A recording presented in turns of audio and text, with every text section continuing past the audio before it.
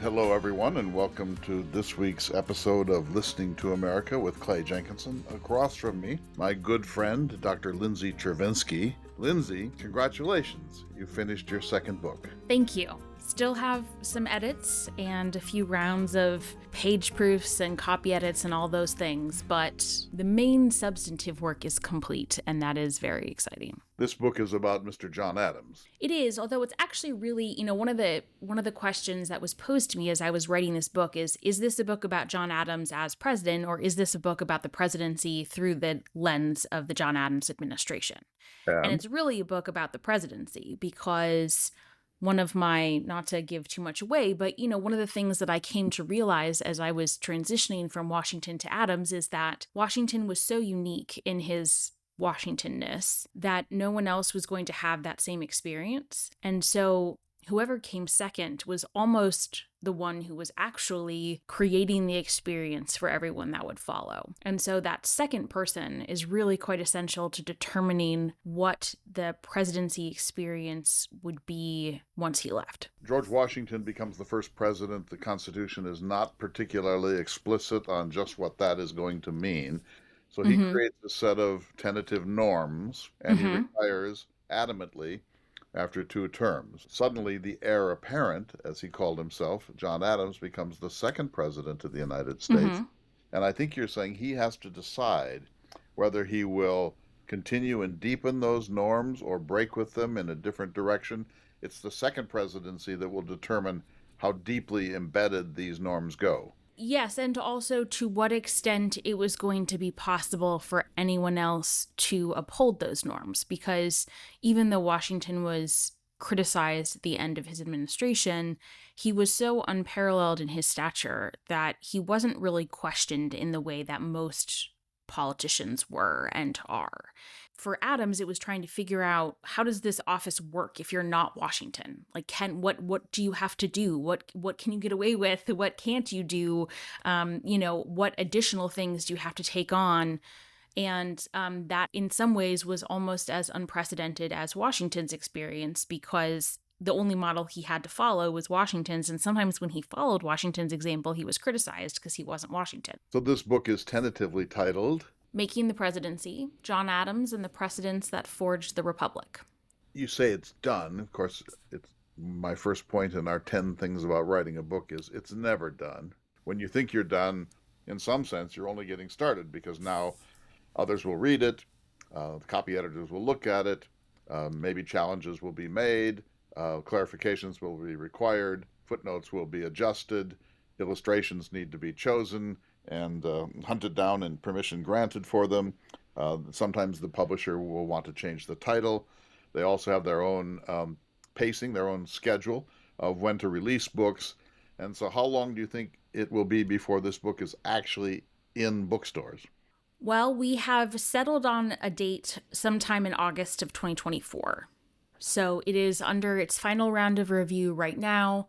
The final version needs to be in December. That will go to copy editing and then page proofs. And then it will go to printing. And it will be out in August. My goal was always to have it out before the election of 2024, but also before like the real mad dash in October. So I'm hopeful that August gives people some space to think about these very important norms and precedents, especially the peaceful transfer of power, which is really the culminating element of the story. Talking with Dr. Lindsay Chervinsky about the exciting news of the completion of her second book, this one on John Adams. I suppose the next one has to be on Jefferson, right? No. So I think I've shared this with you, but initially this book was going to be a comparison of Adams and Jefferson and looking at their cabinets. And I started writing it and realized I really didn't want to write the Jefferson piece, and I dropped it. Wow. So, and that's partly because I had written an article already for a scholarly journal, the Journal of the Early Republic, about Jefferson's cabinet. And I kind of felt like I had said all that I really wanted to say. And so to push it more into half of a book was going to be a stretch. And one of my points not to get ahead of ourselves, and I will delve into this, but it's, you're going to spend a lot of time with a book, and it's really kind of important that you like it. And if you don't want to write it, it's going to make the process a lot harder. I think that Jefferson is very important. I think that he is incredibly influential and really shapes the political landscape for 50 years and shapes what the United States is going to be. So I could talk until I'm blue in the face about his importance and while he's valuable. But just because you think something is important doesn't mean you want to spend several years with it. And I think that's a distinction. My first point in our 10 things about writing a book is when you think it's over, it ain't over. I assume you agree with that. Yes, there's always more to do. And, even once you actually finish it and it is printed, then you discover errors, of course, because no matter how many rounds of copy edits it goes through, something is always going to slip through the cracks. And what I have tried to think of it as, that's a good thing to start with for the paperback version. Do you have the second one? Yes, my second one is the only way to learn how to write a book is to write a book. And the reason I say that is because you could ask 100 authors how to write a book, and they would give you 100 different answers. And those 100 different answers might still not work for you. Everyone's experience is very different. Everyone writes in a very different way. Everyone needs different things. Everyone processes information differently. And so the only way to really figure it out is to do it. And my guess is, even if you do it, when you do it again, it's going to look a little different. So I think people's, styles and what their workflow continues to evolve as they get more used to the process. What do you think? Agreed, of course. I meet lots of people, and I'm sure you do too, who say, I'm going to write a book. And I'm very polite and I'm always very positive and encouraging, but behind my face, I'm thinking, sure, try it. Go ahead, see what that looks like, because it ain't easy. And writing a book is something most people have never done. And when you do it, you suddenly realize, oh, there's structure, there's research, there's style, there's length, there's balance and pace. There are all these factors that you have to build into it. And it's not like writing a 3-page memo about something, because you have to sustain an argument through several hundred pages. You don't want to repeat yourself unnecessarily. You don't want to contradict yourself, which can frequently happen. And I don't, maybe this is, I'll ask you, because I think it's important, and maybe this illuminates some of this. I don't think people really know necessarily what the book is until they write it. You have an idea, but as you're writing the book, it's like a kaleidoscope. All these things are moving around, and then it suddenly comes into clarity at some point, and you're, oh, that's the book I'm writing. Definitely. Well, I think it also depends on how you like to write. So do you prefer to do all of your research and then sit down and write, or do you research and write as you go? Well, that's my number 2. Thanks for setting it up.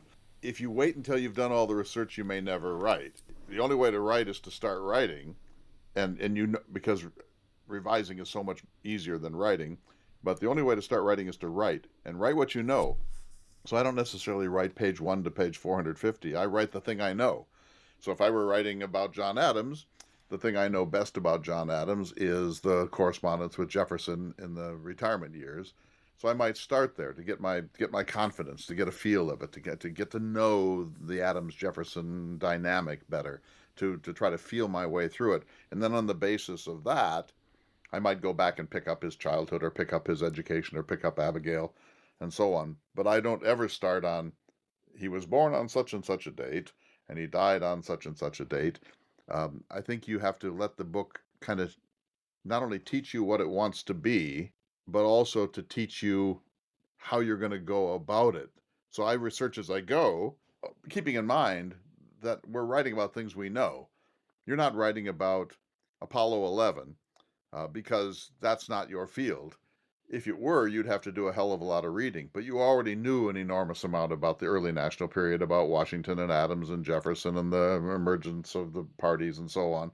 So yes, of course you do research, but you're doing, in my case, I'd be doing specific research for specific passages or chapters. How do you work? Well, I think you really hit on it. So I always start with what we call secondary literature. So the works that are already out there about the period of time. And that's useful for two reasons. One, it's helpful to know what other people have said, because if you're going to say the exact same thing, then really what's the point in spending many years producing the same words?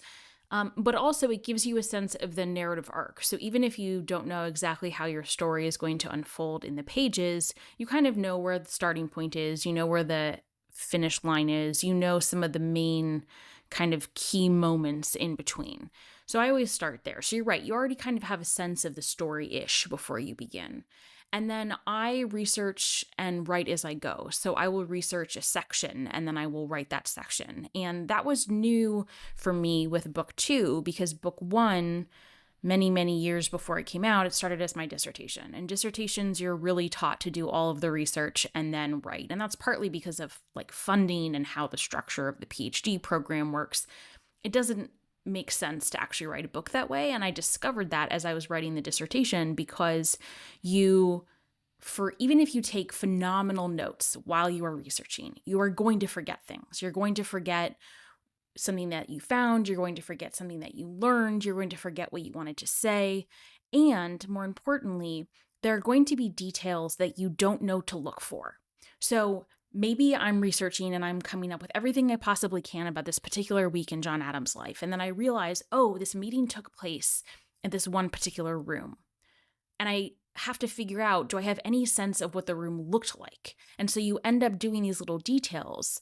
So I found it almost like you were doing research twice, because you'd have to go back and refresh yourself and then do all these other little questions. And so it ended up taking so much longer than with book 2. I just researched a section and wrote it. Researched a section and wrote it. And I also enjoy that process so much more. We need to take a short break. I'm talking with Dr. Lindsay Chervinsky about her second book. We're all so excited for you and proud to be associated with you, as long as you continue to want to associate with us now that you're going into the Empyrean presidential historical scholarship. We'll be back in just a minute. This is today's episode of Listening to America.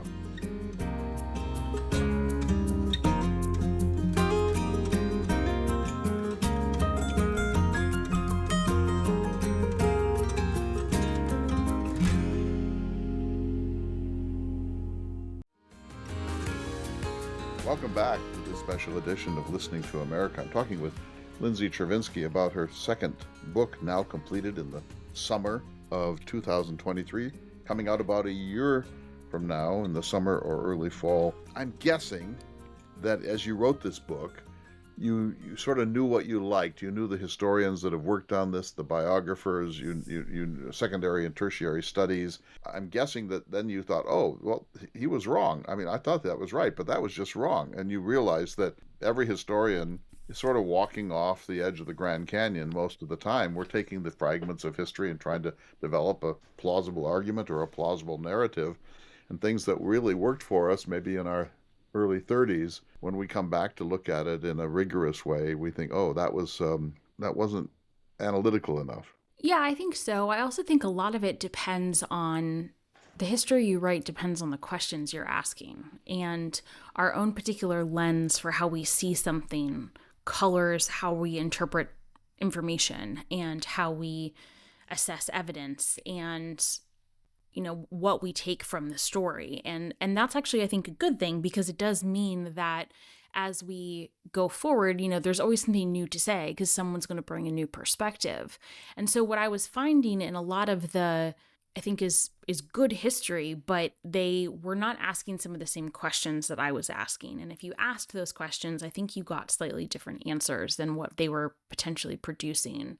And then there are some people that I felt like really had just inherited or inhaled or embodied the sort of status quo line about John Adams. And as I was reading, I often felt like they didn't actually really get a sense of who he was. And if they had dug a little bit more into some of his private letters, they would have had a much better sense of who he was as a person, and I think offered a little bit more of a well-rounded approach. Well, you know that John Adams was always a good man, sometimes a great man, not infrequently mad as a hatter, or whatever we want to say by way of quoting Dr. He was He was always a honest man. He was often a wise man, and sometimes he was absolutely out of his senses. Is that true? The conventional wisdom on Adams is that he was an incredibly good and decent man of extraordinary importance in the Revolution, but not a great president, and he was tripping on his own feet a lot, and that the Adams personality, the Adams character, turns out to be a great strength and a great weakness. So I think what a lot of times people miss is they make him out to be much more dour than he was. He had a sense of humor. He had a real sense of self-deprecation and was pretty honest about it. He was witty. He was funny. He enjoyed things. He, I think, had a very good sense of himself, which I think people often miss. He knew when he was being rash and tried really hard to fight it and put sort of impediments in his way to ensure that he contained that rashness, which actually led to a lot more, I think, political gifts than people thought that he had. And that's one of the contributions I'm hoping this book makes, is that he actually was much more politically savvy than people think he was. Yes, I'll be eager to see that, and I trust you. And I think that what you're saying is so important, that a new generation of historians looking at something we all thought we knew so well, but asking a different set of questions, or putting a slightly different lens on that material, often discovers things that suddenly pop and become maybe a new orthodoxy. And then sort of the structure of scientific revolutions, that the paradigm shift may come from your work. All right, so let me give another one. Dr. Johnson, who's one of my favorite figures in literary history, said a man can write at any time if he will set himself doggedly to it. And my third suggestion in our list of 10 is that if you only write when you feel like writing, you will never write a book. You have to be able to write when you're sick. You have to be able to write when you're in a bad mood. You have to be able to write when you're fighting with your spouse. You have to be able to write when you're anxious. If you're going to write a book, you have to write not only when you're in the zone, but most of the time when you're not. It's one of the things that I think makes it a challenge. The challenge of it is that it looks so different from most people's other work. That does not to say it's harder. It just looks different. It's very rarely a 9-to-5 job. You're not going into an office and clocking in or clocking out. Most people know roughly what it looks like to be a lawyer or a doctor or a teacher, but writing's going to look really different for everyone. And, let's say you're writing, so this book, the contract was for 120,000 words, including footnotes. The manuscript currently is way past that, and I'm needing to cut it down. But so let's say best case scenario, it is 120,000 words. Which will kill you, right? Because you have to kill off chunks of very important material. Yes, you have to kill your darlings.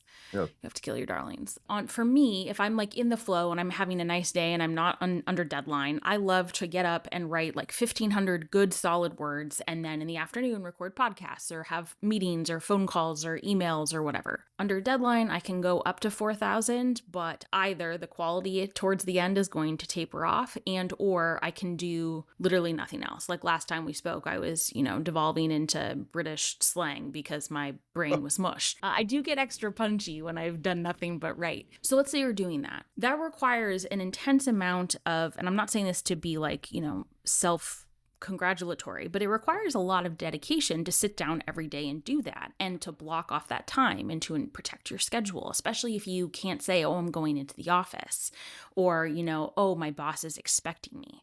So it's really easy for people to ask for part of your time, or can you come do this? Or, because you don't have a boss, because you don't have a set number of vacation days, oh, can you stay and do that? And you can, but then the words have to come somewhere else. And especially because it's not just for a week, it's for a very long time. So it's the sustaining that I think is the challenge.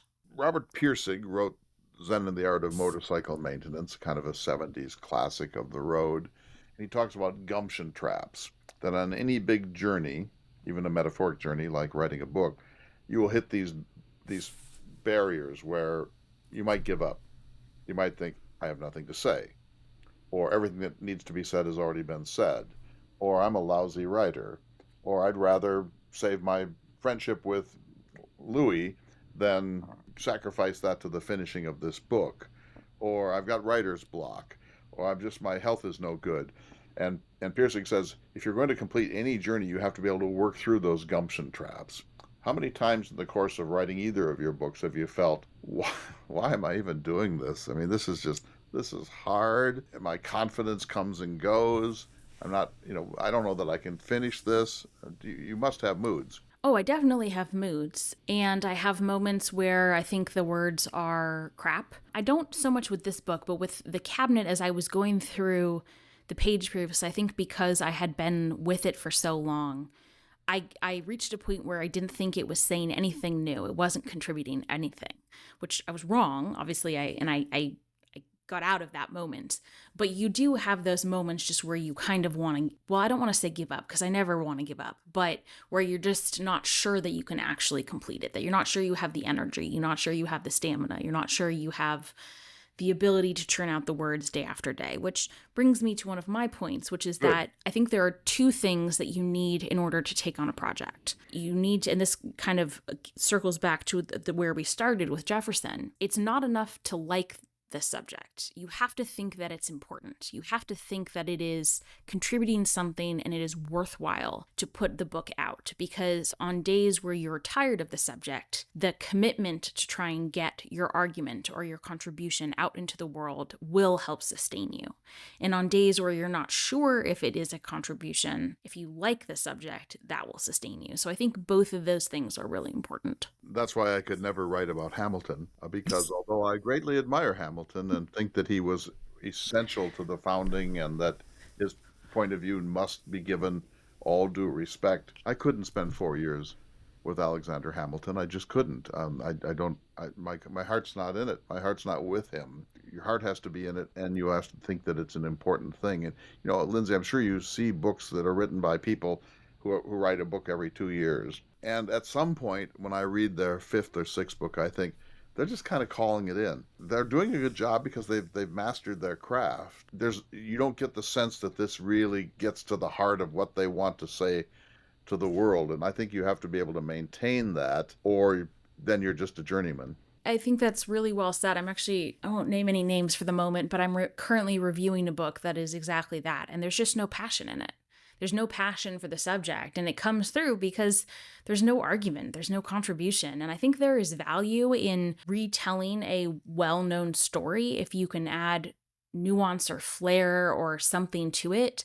But it's just blah, and it's because there's just no passion for the subject. Agreed. So give us another from your list of 10 things we should know about writing a book. So I think it's really important to get feedback on your writing early and often. A lot of people, I think, make the mistake of drafting an entire book and then giving it to someone to read.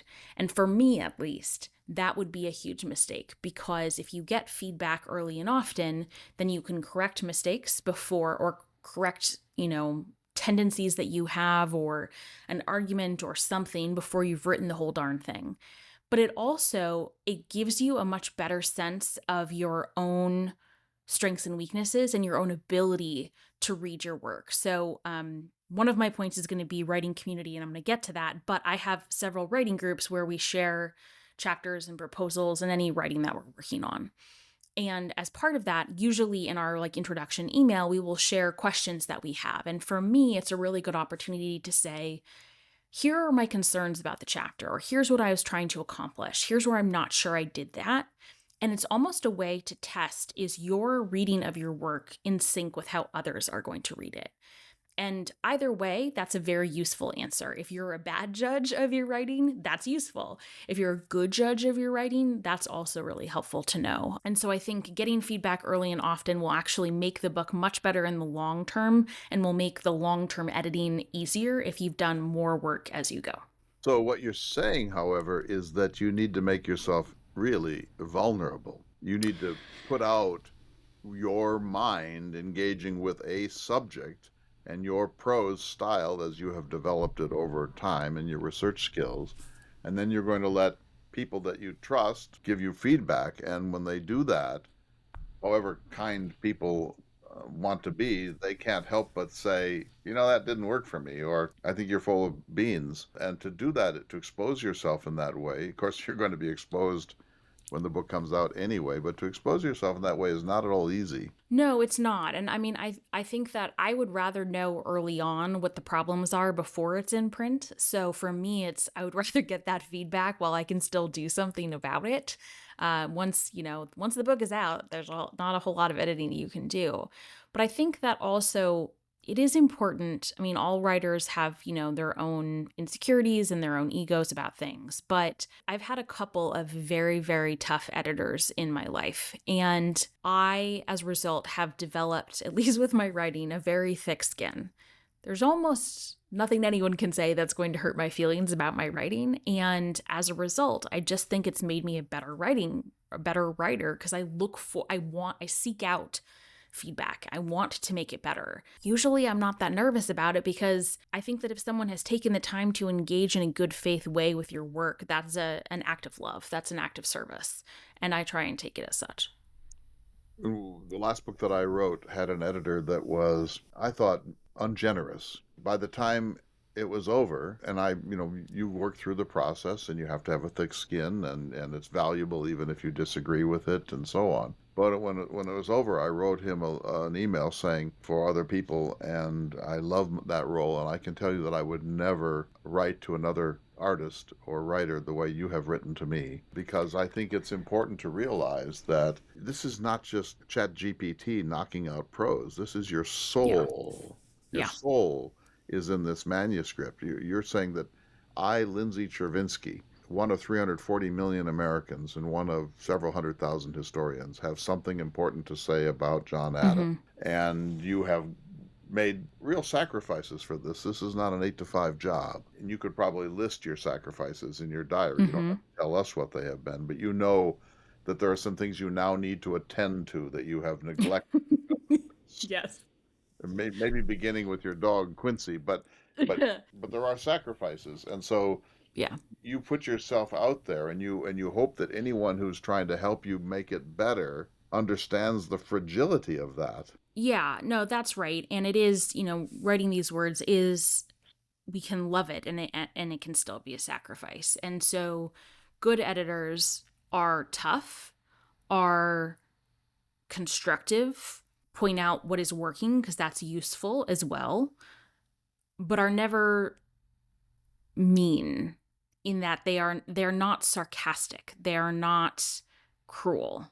It might be tough love, but they're not cruel. And I myself, when I'm editing work, if I can feel myself starting to get sarcastic, it's usually a sign that I'm tired or frustrated, and it's time to go take a walk and then come back, because it doesn't help.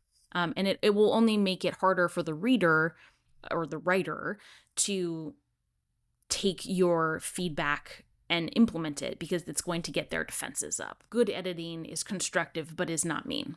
I don't know where we are, 5 or 6 into this. Here's another one. This is the best time in the history of the world to write a book, because you have cut and paste, because you can go to Gutenberg and pull whole paragraphs out of books, because you can print and revise, because you can do spell check and grammar check and so on. That what I do when I'm writing, and you tell me how you do it. If I'm writing about Jefferson, I'll say, well, Jefferson arrived in Paris on, and then I'll put X in the manuscript, because I just don't know. Sometime in 1784, but I don't know if it's August or October. And then I'll say, and he sent his enslaved man James Hemings ahead to, and I'll put Rouen, or was it Orleans, and I'll put an X. And then I'll say, but when they got to Paris, they stayed at the Rue de Lafayette, an X. And then every hour or two, I just stop, go to my shelves, pull out stuff, go to Wikipedia, fill in the X's. If you put all the X's in and things you don't actually know in writing about John Adams' term, and then had to go to a research library as you would have in 1970, think of how much harder it would be to write that book. Oh, absolutely. I mean, especially with the subjects that you and I are dealing with, we are so blessed by the editorial projects of the individuals that are mostly on Founders Online. For people, that's a National Archive site, which is amazing and has all of these resources available online. But there's more, and but all of the editing projects, all of the digitization efforts, these books that I've written would have taken twice, if not three times as long, if I actually had to go to all of the archives and I had to sift through all of the microfilm. I do have to do it for some people, but it does make it a whole lot easier. My daughter is finishing up a dissertation on the Tower of London at Oxford. She's about a month or maybe 6 weeks out. And during the pandemic, she lived here in my basement in North Dakota. She found the records of the Privy Council of the reigns of Elizabeth and James the in the 19th century. These Victorian scholars that must have had an enormous amount of coffee and discipline transcribed these documents, and these documents are written in English secretary hand, so it's not at all intuitive. There are many cruxes and other problems, and they transcribed 40, 50, 60 volumes worth of material, which now have been digitized too. And so she is the beneficiary not only of that Amazing. old-fashioned Victorian scholarship, because if she were doing it from scratch, imagine what that would mean. And she's the beneficiary of the digitization of culture, as are you. You could probably do 85% of all that you need to do at the room you're now in. Yeah, and I did do a lot of it. I probably bought too many books. One of the paper collections that was so useful to me was the Theodore Sedgwick papers of the Massachusetts Historical Society. Those have not been digitized, and they are so full of amazing content. So I was really grateful to have those. But a lot of it is available online, and it makes doing this type of work, if you like working from home, which I do, it makes it much easier. We need to take another break. I'm talking to Lindsay Chervinsky, 10 Things About Writing a Book. This is Listening to America with Clay Jenkinson. We'll be back in just a moment.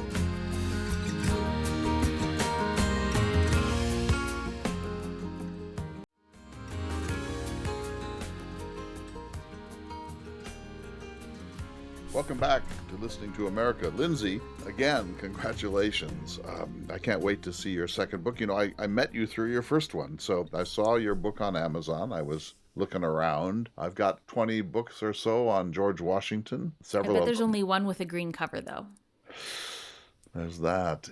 I see the green cover usually on the couch behind you. I've got 20 books on Washington, maybe 10 or 15 books on Adams, 350 or 400 on the hero of the Revolution, Thomas Jefferson. But, oh, there was a snort. Great.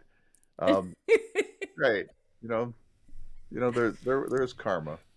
So anyway, I can't wait to see what you wrote. But I was looking around for books on the early national period, and suddenly your book came up. I ordered it. I thought at first, like, the cabinet, we'll see. But I was delighted, and so we talked, and here you are, and now you've written the second one, and since I met you, your career has been meteoric in its rise, and I'm just so pleased for you. And I know you get lots and lots of feedback from people who enjoy this podcast. So I think Adams is more in need of revision than others. I think we got locked into a certain view of Adams, and a largely dismissive one. That, we all get it, that he was a great man, but we all kind of smirk when we think of John Adams, and we kind of gravitate, if we can, to Abigail. And I think what you're doing is, as you say, it's more really about the dynamics of the emerging presidency than it is per se John Adams.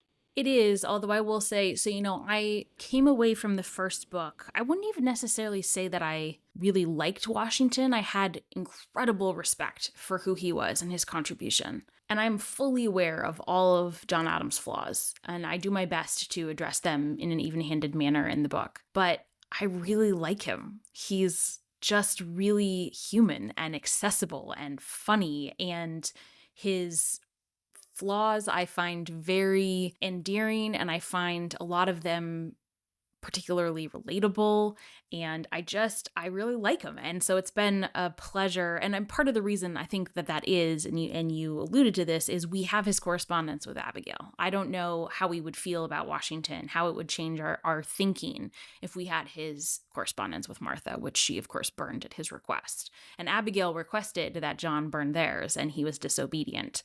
Thank goodness. But because we have that side of him, we just know him so much better. And that's, I think, really where often the best of him comes out in those letters. And so it's just been a joy to spend time with them. Let me give you a chance for another anti-Jefferson cheap shot. To what extent is Jefferson responsible for the historical demeaning of John Adams? A not insignificant part. I do discuss this in the epilogue. It's a couple of things. It's the fact that Jefferson and Hamilton both spoke out and wrote against Adams in real time and then over time, as well as the party dynamics. The fact that Hamilton is really associated with the Federalists and Jefferson is associated with the Republicans, and then the Federalist kind of crumbles away. Adams doesn't have a constituency, and so it's easy to write him out. And I think those are the reasons. So 10 things about writing a book. Give us another. So I think it's very important to have writing community. I mentioned that I have a couple of writing groups, and I also have a couple of friends who are also writers. And sometimes it's sharing chapters. Sometimes it's just sending a text message saying like, oh my gosh, look at this passage I found, or I absolutely hate this section, or I cannot do it today, or whatever it is. Having someone, because this way of living and this way of working is weird, having someone who knows what that looks like, who can commiserate, who can encourage, who can help you with a sentence when you need sentence help is, I think, really essential. It's sometimes said of Jefferson that he was a man alone in a room with the English language, and that he was happier with a piece of paper in front of him and a good pen and some fine ink than he was in any other way, because he liked to be alone. He also could control the discourse, and of course, if ever anyone very, very, very carefully controlled the discourse, it was Jefferson. I would put Washington even behind him, and Adams way less. Adams is sort of writing. You get the sense that he's just writing to write, and he may suppress it later, but that he's not holding back. Yeah, I think that's right. So what else is on your list? When you're in the zone, when you really have it, you get up. I don't know if this happens to you. You almost pound the table and get up, and it's in triumph. You're like Rocky at the top of the steps, and you think that was good. It doesn't happen very often. Does it happen to you? Yeah, I think that. Man, am I good? Yeah, I think that when you're this really requires being acutely aware of your own writing, and when if you're really in tune with your own writing and you've gotten feedback, and so you know how things are going, when a sentence is a really good sentence. When you've like nailed a passage. And there are times when you're just like, yes, and you're just very pleased with yourself because you got something. Or if you figure out like a passage that's been plaguing you and you've been trying to figure out how to say it and you don't know how to tell a story and it's so frustrating and all of that, when you finally figure it out, it's the reason we actually keep doing this again and again and again, and spend 4 years on it, because that feeling of victoriousness when you write a sentence that you love is exhilarating. So how do you maximize the number of instances where you're writing that well? I do best when I write almost every day. I think that writing, at least for me, is a muscle. And so I can tell, even if I've gone a week without writing, it starts to feel flabby. And so when I get back into it, it's a little bit of a challenge. I do better writing in the morning than I do in the afternoon. I like to try and set myself up with a little bit of what I'm going to dive into the next morning. So it doesn't need to be a half of a sentence or a paragraph, but even if it's just a couple of notes about where I want to start next, it kind of gives you a running start. I try not to go past where I am when I have time. I try not to push past the 2,000 words because I know it will make the next day worse. I have a couple of like tendencies with my own writing that I try and stay on top of and try and make sure that I'm not sinking into and things like that. I've gotten a lot of advice, and I give advice, mostly that I'm passing on from others who are writers. The best advice I ever received was right in line with what you're saying. It was from Warren LaRude of Reno, Nevada. And he said, always park on a hill. So at the end of the day, start a sentence or start a paragraph that you know how to finish. So maybe you're going to write about Adams breaks the silence with Jefferson on January 1st, 1812. You know how to write that one. So you start on Hmm. January 1st, 1812, and then you go to sleep or go play. He said if you do that, then the next day all you have to do is finish that sentence and you're off and Hmm. running. Whereas if you just have a blank screen in front of you, you spend a lot of time thinking, now what? Now what? Where am I? Does that work for you? It does. I think the best advice that I've received is, you mentioned this as well. The best advice I've received is good writing is not good writing, it's good editing. The way that I interpret that is, for my own purposes, staring at a blank page is very daunting. It's daunting for anyone because it means that there's nothing there.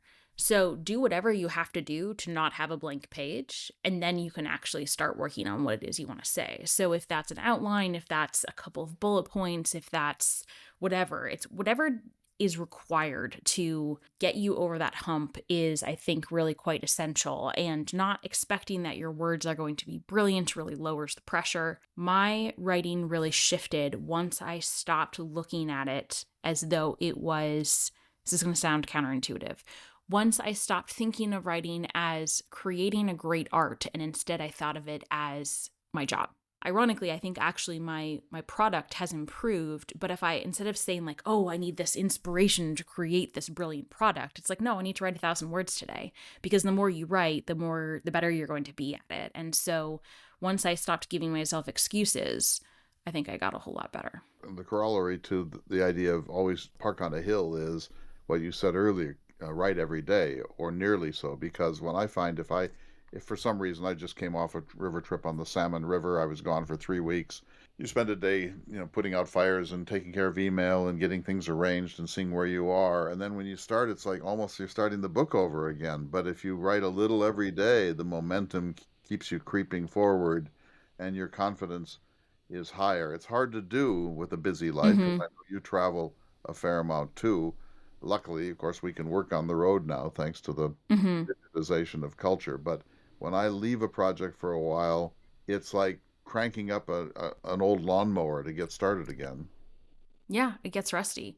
Another from your list of 10 things about writing a book.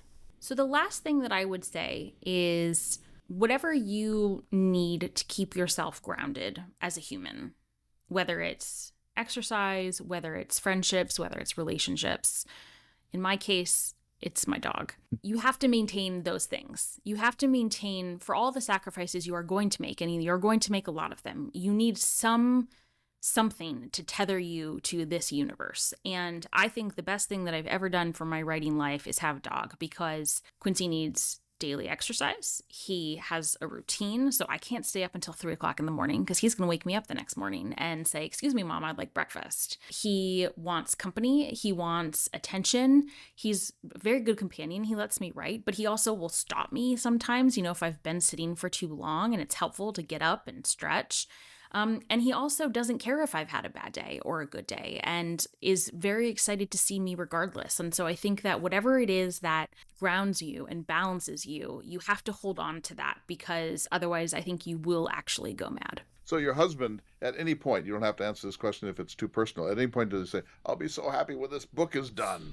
Yeah, I mean, he's one of the, some of the best advice that I've ever gotten, life advice, is make sure you marry someone who is supportive and understanding of your goals, who understands why you have to work hard, why you want to work hard. And so he is extraordinarily supportive of the project, and actually will read it at this point and give me feedback, which I am extremely grateful for. And most of the time, he's very happy for me to go off and do my work, and he works incredibly hard, so it works fine. But there are times, especially like on the weekends, when I'm getting towards the end and I'm trying to hit a deadline and it's a 7 day a week job and I'm not taking any days off and I start to become a little bit nutty, then he's like, "It'd be really great if you could take a vacation," because I start to get a little nutty. So it's not so much that he's tired of the project as he just wants me to take care of myself and be a little bit calmer. And so that requires, some sleep and some hobbies, things like that. And so he was very happy I took some time off once I wrapped up this project. Well, I'm, of course, we're doing this on sort of a Zoom technology, and I can see you. You look kempt. Your hair is combed.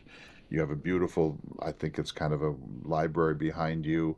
When I finish a book, there are 250 books scattered around the floor and around the tables and in stacks, and some of them are broken open, and some are with pages bent and notations and post-its and a stapler holding the pages open and something. My mother came in after my last book and said, "You want me to take care of this for you?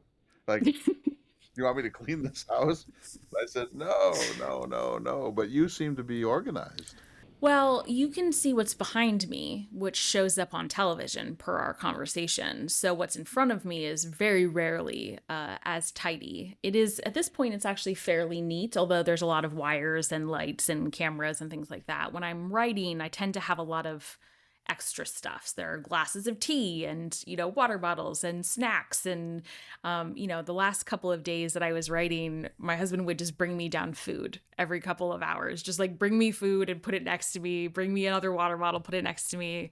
Once I was finishing my formatting, I had a special bottle of wine that I was saving to open once I sent in the manuscript. So as I was formatting my email, he brought me a glass of wine, so then I started to accumulate dishes and just kind of crazy in that way. But I always try and keep the behind me clean because I need it for media stuff.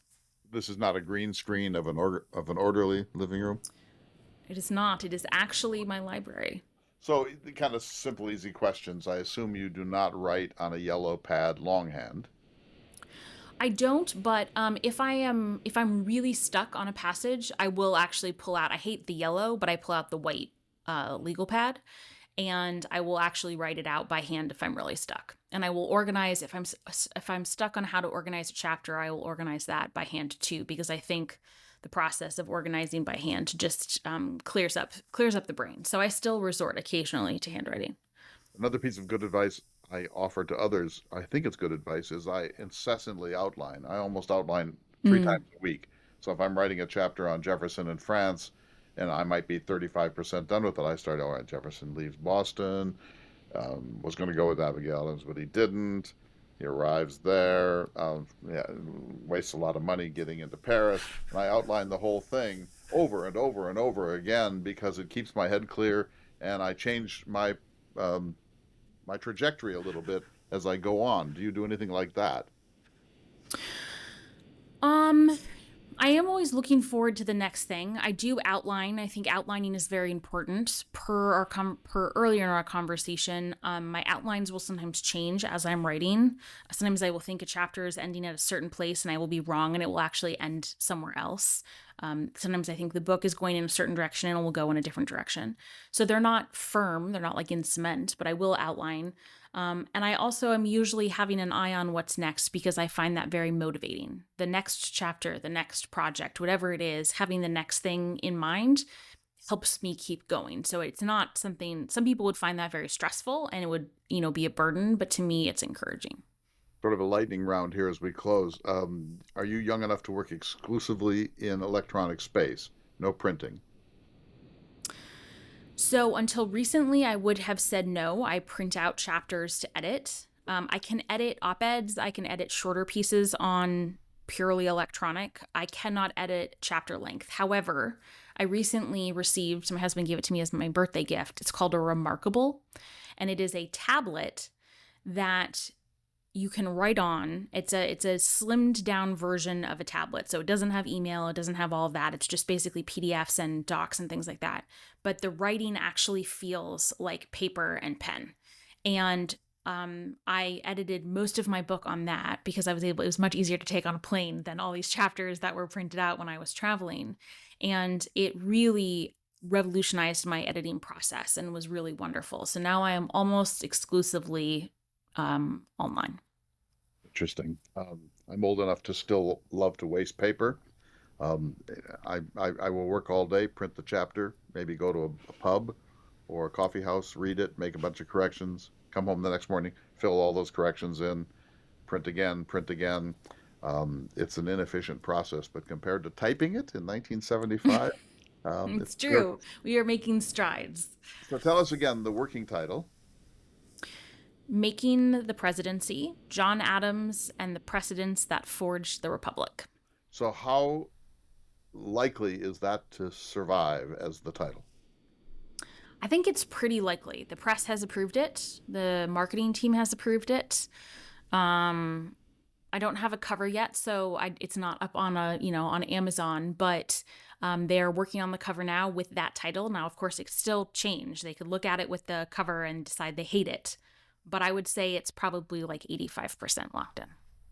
Lindsay, 1,000 congratulations. It's an enormous achievement, especially now that you're such a public figure, so the pressure is on. You're not some shy academic in an ivory tower. You're out there as a public historian and a public intellectual. We're so pleased for you. We look forward to it. Thanks for being with us. We'll see you all next week for another important edition of Listening to America.